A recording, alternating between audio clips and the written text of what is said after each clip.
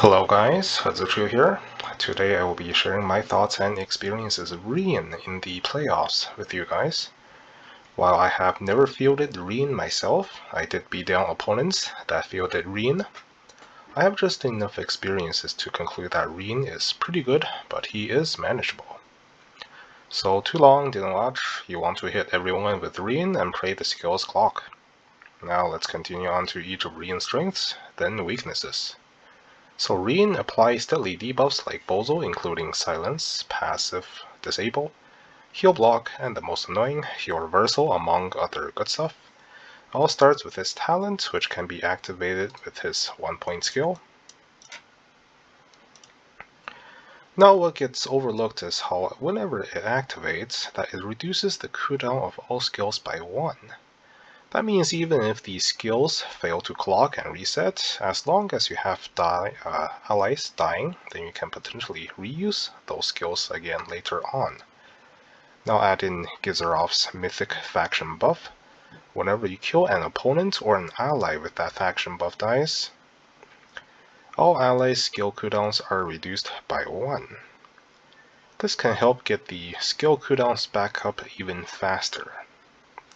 Next, Rean is an excellent receiver of buffs thanks to his transform skill here. The very last line of text says, upon use, any buffs do not lose their turn count. That means short duration buffs can be carried over for another turn as long as you save transform for that key moment. For example, you can apply King's Crown effect to him, then transform him to keep the effect for another turn. Make Gospel or the Melta Whip last additional turn, or you can just wait around for Tenyo Breeze to appear, and then you can keep that for additional turn for when you do engage. The other part about his talent, using skills restores his health, as well as having 30% damage taken, or 30% damage dealt increase and taken reduced. So what this means is, Rean is extremely strong against enemy AoE damage. You're going to take less damage and then heal him up from just casting any skill afterwards. Now let's finally talk about the weaknesses here. Rean is built with heavy defense in order to ignore assassins and other physical AoE damage, which makes him a bit squishier than you would expect when facing magic damage. Rean can get one-shot by magic damage if caught unguarded, even if transformed. So Rean is strong against clumped-up enemies, but weak to single-target threats, which is why you see all the recommended bracer builds. Rean is also weak if his skills fail to clock, or if you're just not hitting the key units with those AoEs, or just not getting the necessary debuffs to disable them. Now, even if you are hitting the right units, if they're either gospeled or they can be dispelled, and the skills fail to clock here, then Rean again would have achieved nothing. And finally, to wrap things up here, we'll look at 2 playoff games where Rean devastated an opponent, and one where Rean did absolutely nothing. So starting in Group H in this finals match against between Dragoneth and SCL. In this first game we get to see Rean in action.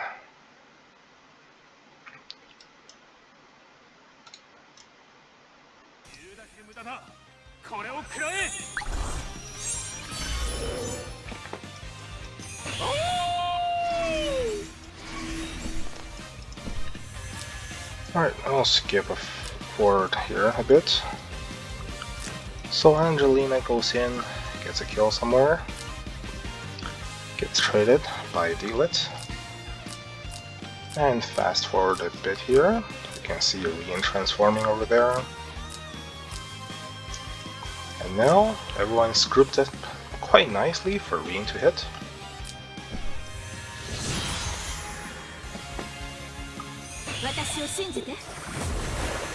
So here we have these 4 left.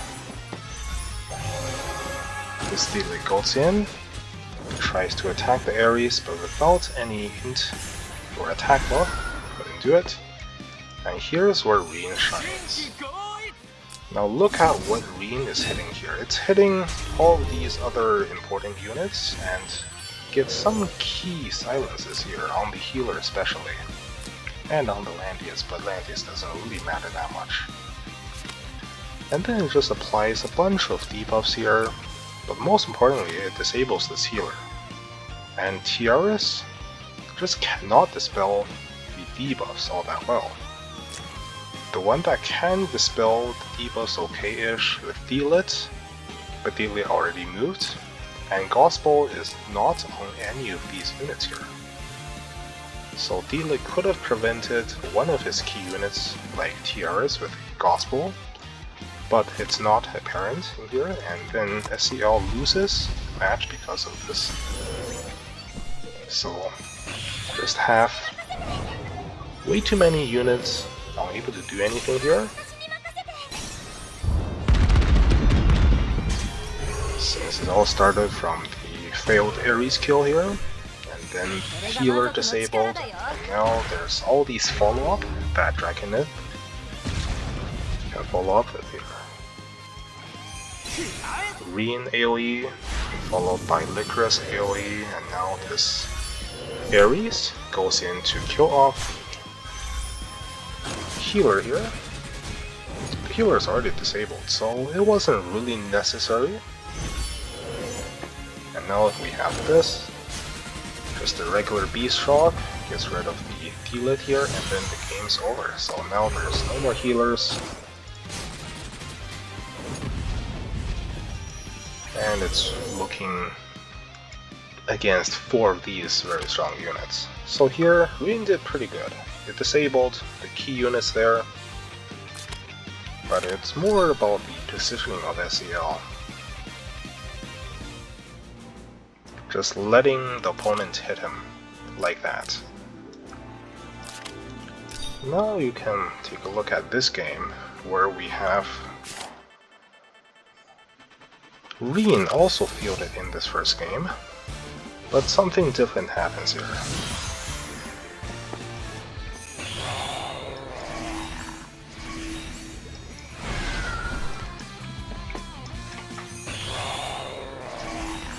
So there's 2 tanks on the right, and we have Rean Bozel with Juggler on the left here.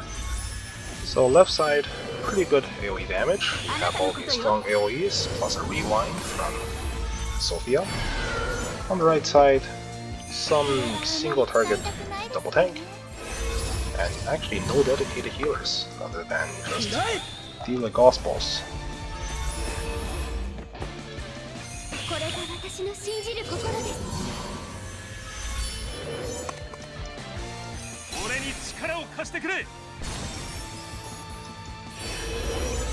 And at the start of this turn 2, you can see player 1 drops an AoE on the 2 tanks, the black hole, Landius ends turn right there, and then Rean follows up with this 3C. So notice how the black hole did not clock, and this 3C did not clock either. And the 2 skills were used on the 2 tanks here. So Landius here got 7 debuffs. Is actually at full health after the end of all that, since all the AoEs hit this Juggler. The Juggler have a bunch of these debuffs here, cannot use passives, so 3C would do no damage.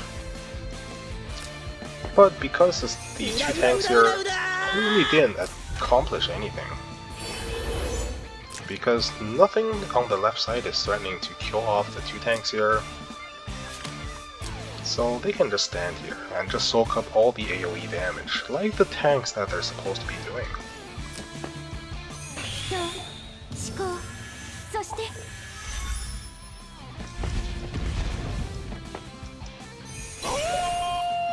Yep, so fast forward, just by 2 moves, you can see P1 is already getting a bit impatient, jumping forward with the Juggler, leaving his back row completely unprotected.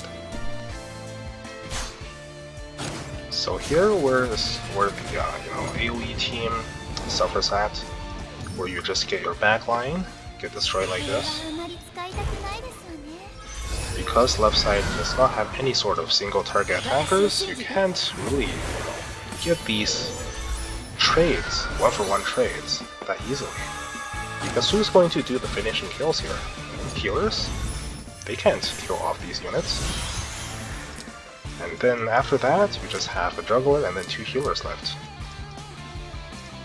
And then you didn't actually achieve anything with those AoEs either, just because they're hitting these tanks and they don't really care. And so that's all for now, and I will see you guys next time.